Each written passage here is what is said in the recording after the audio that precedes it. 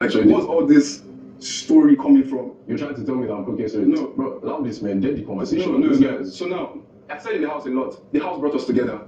I mean, we were colleagues at the office. How much can you really know somebody that you work in a corporate environment, right? Just maybe this is how he operates with his friendship. How I see friendship is different from how he sees friendship. He's a little bit more laid back. Not on the same level. We are not on the same level. You are a villager. You are a villager in every sense of the word. Even my future, you act like they just brought you out of a soup. Like they just let you loose and you move mad. Yeah, that is why you came out embarrass yourself. Anyway, that's why you went on national television to have sex. You are a fool. You want to shame me? Get out. Sex.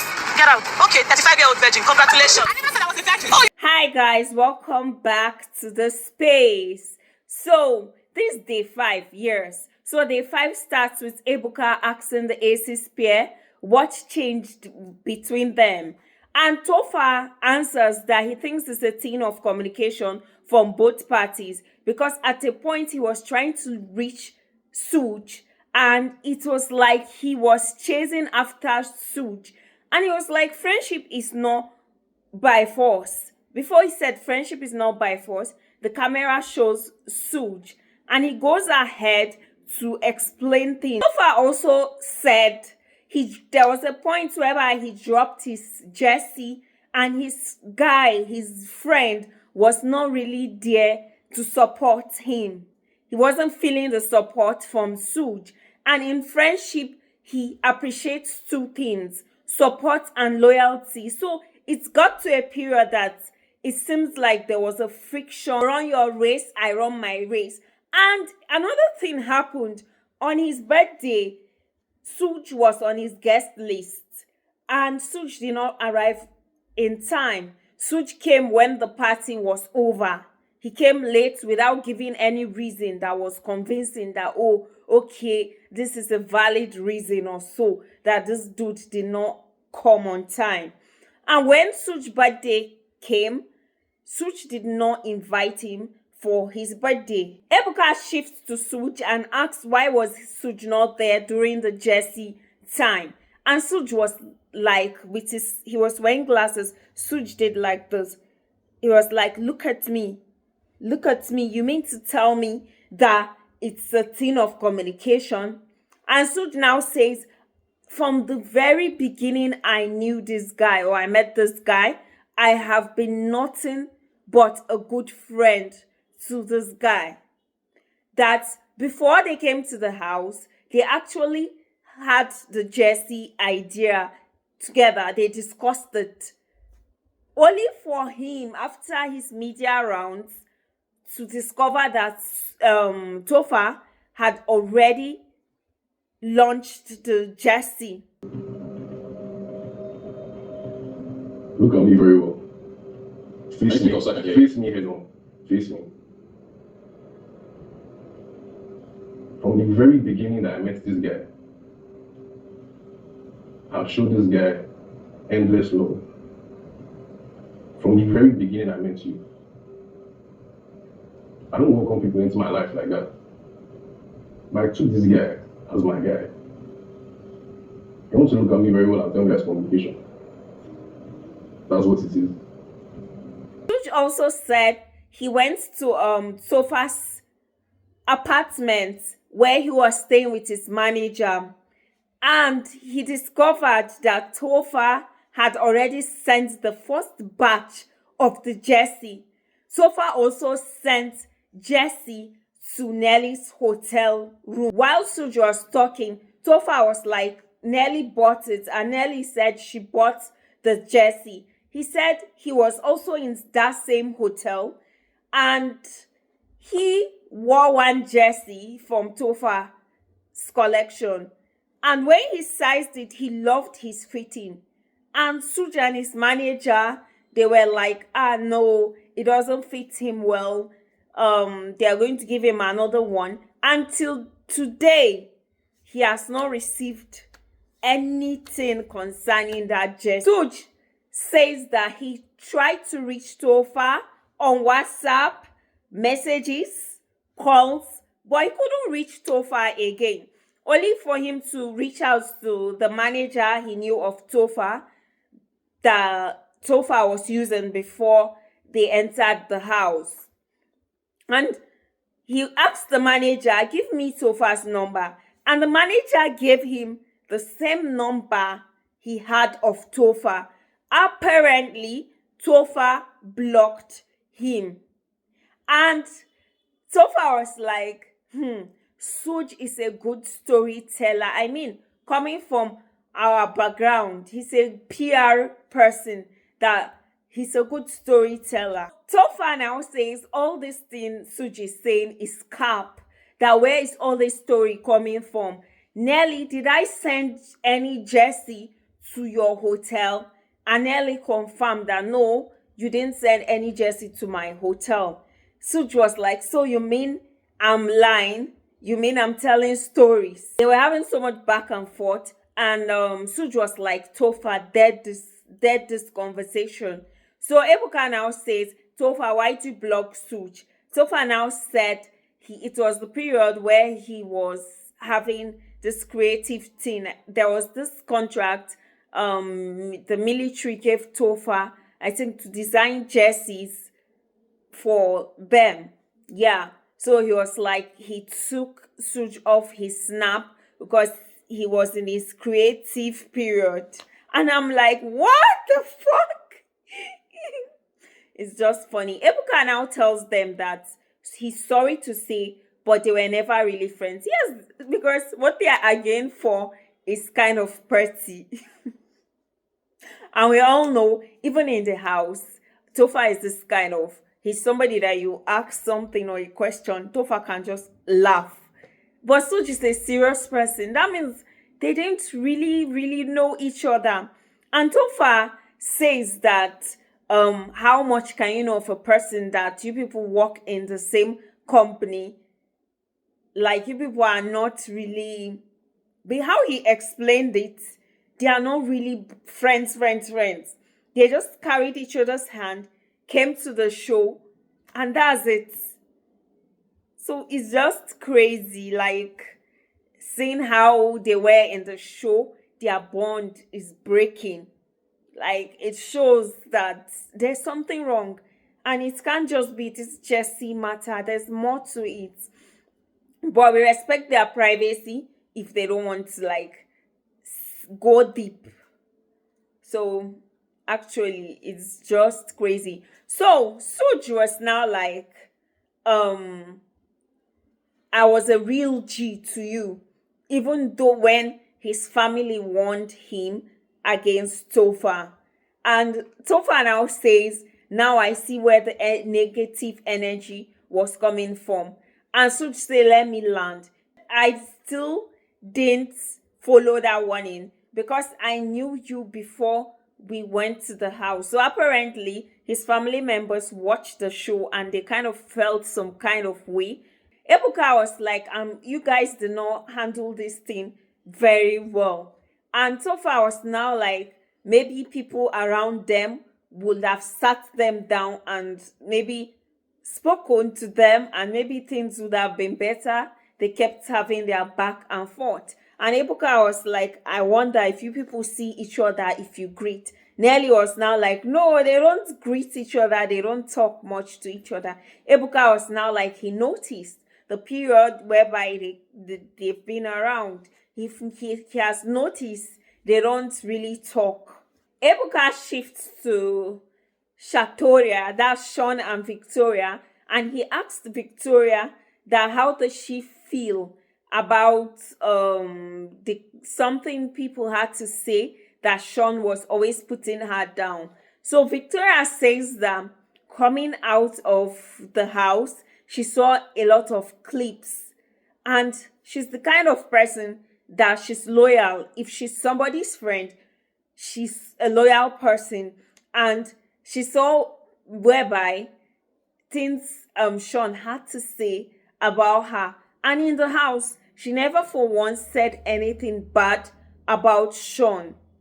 But she kind of felt maybe Shaun was not rooting for her. So, but they are good. They are in a good space now because Shaun actually reached out to her for them to have a conversation and talk about everything. And they spoke about everything. And Shaun was like, he actually appreciates Victoria for her level of maturity, for even allowing to speak to him, hearing his own side. Ebuka was now like, if you had the opportunity to go to the house, will you change the way you handle certain things? And he was like, he will not change the way he handled certain things. That maybe initially he carried the peer, but later on Victoria carried the peer, but they are good, they are in a good space. Ebuka now came to ask his next question. He was like, put this fan thing to rest. While Ebuka was trying to talk, Shaun was like, we did not date. He was like, it's not even dating he's talking about. A lot of viewers felt like they had a sexual relationship. Femi David from nowhere now did one gesture like this. Some of the housemates turned to look at him. It was a funny thing. So Victoria was now like, everybody knows Shaun likes girls with big ass. That no, they both said no. They never had any sexual relationship. They were just friends. Ebuka moves to Ozee. He was like, concerning Victoria and Onyeka's back and forth, and he's very much involved in this situation. Why did he keep up with the game plan?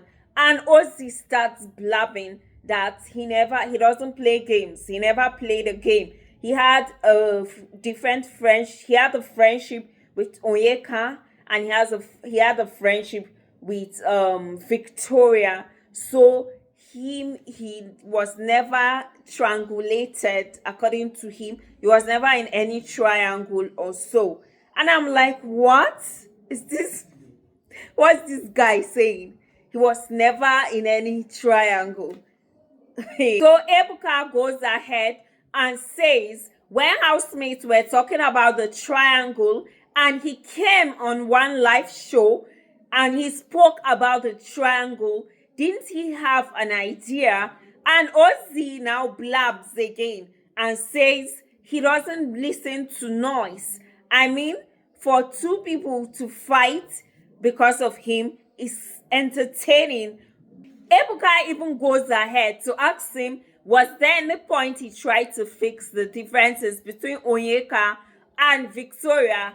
And this guy still says that it's not in any guy's place to fix fights between women. You lie, Ozee. There are guys that legit fix fight between women.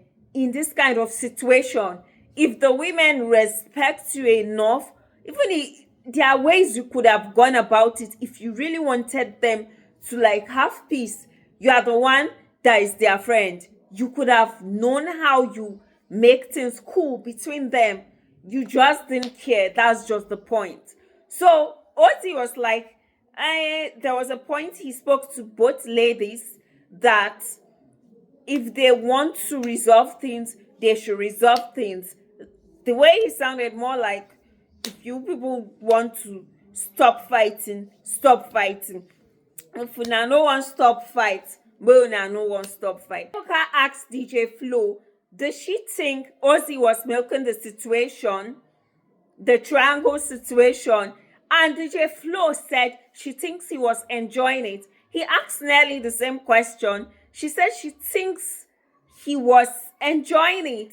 Ebuka now asks her why. Nelly says, we can always side what our fans side and what they don't. If you see a narrative you don't like, with one tweet, you can change everything. Anything that brings up Onyeka and Victoria, it will always be about Ozee. Ozee now chips in that when he started the show, he announced his relationship status. Did Ozee really announce anything immediately? The person that I know he announced his relationship status was his brother, Ocee. And it wasn't in week 1 now, Abby. It was Ocee. Is it not the same Ebuka that was asking with day of reunion that the Ozee, that one he was saying, Onyeka knew Ozee had a girlfriend. Ebuka asked Onyeka, do you think Ozee was right, saying he had no role in this whole triangle stuff. Onyeka said she thinks he was okay with the narrative because it involved three people. She was the only one actively trying to leave the whole triangle. That's a bloody lie. Ebuka asked Victoria the same question he asked Onyeka. And Victoria was like, I think he was enjoying it. That when she was in the house, she thought it was Onyeka that was pushing the perception for the outside world. Until she came out of the house and saw videos. Those videos, she related them to some of her conversations with Ozee. So there was one certain time, their last party, she was on her own as usual, eating small chops. Ozee was with Onyeka dancing, and he comes to meet her. Before he comes to meet her, he was dancing with Onyeka. She told Ozee, go and have fun, I'm eating. And Ozee told her that, why is it that she always has a reaction when he's with Onyeka? And he was like, and she was like, Ozee, you're creating things in your head. Victoria was like, there are videos whereby Ozee will leave her when they have a conversation and go to Onyeka and kiss Onyeka. Ocee, his brother, now says, so far as is concerned, he was like, there's one term in law. I don't know. There was one term in law, for those that understand, that there's something called intent. Sometimes somebody has an intention that you might not necessarily read or know. And he was like, his brother had genuine friendship with the two ladies. He was there for them. Ebuka now asked, how are things between Victoria and Ozee? Victoria said there's no bad blood. Ozee confirmed that Victoria stopped talking to him, but she was never his enemy or anything. And he was like, him and Onyeka, they are cool. So Ebuka, in trying to mend things between Onyeka and Victoria, he was like, is there a part whereby you and Onyeka can sit things out, like maybe see a friendship? Victoria was like, she's indifferent. And he asked Onyeka the same question. Onyeka said, I don't like snake. I don't like snaky movement. Ebuka shifts to Ine, and he was like, Ine and Chinne had a thing with Chinwe. Is there anything she wants to do about it? And Ine was like, no, they are good. It's just that the other day, why she spoke is because it's something she did not really iron out, and she wanted it to clear from her mind. So she's good. And Chinwe was like, no, she doesn't have problem with Ine. The other day, Ine lashed at her in this reunion, one of the episodes. She was shocked because her and Ine are cool. Even outside, they are very cool. But her and Chinne, no, they are not friends. They are not cool. Chinne does not surprise her at all. They don't have anything to sort out. That there was a point whereby when she came from the house, she saw an interview. That was when Chinne interrupted this girl and she's there talking. Chinwe was like, I'm speaking, let me speak. And we all know Chinwe, if she's talking, she doesn't like to be interrupted. She likes to finish her statement. But Chinne no gree. She no gree. Chinne kept interrupting Chinwe, and Chinne kept interrupting Chinwe. And Chinwe was like, let me speak. I'm not done speaking. Be civilized. That was how Chinne said, you don't have to insult me. Auntie Chinne now brings Zion to the picture, guys. Zion don't suffer. Chinwe was now like, better go and sort things out with your niece. You people are staying in the same house. You've not been talking to the girl for months. Go and iron things out. You should be ashamed of yourself. Haba, small girl in her 20s. Haba, go and sort things out with her. Eh? Wicked woman. That was when Chinwe said you that you came to disgrace yourself in national TV. Having sex with Zion. I'm like, oh my God. Chinwe now says, you want to shame me for having sex? Okay, 35-year-old virgin.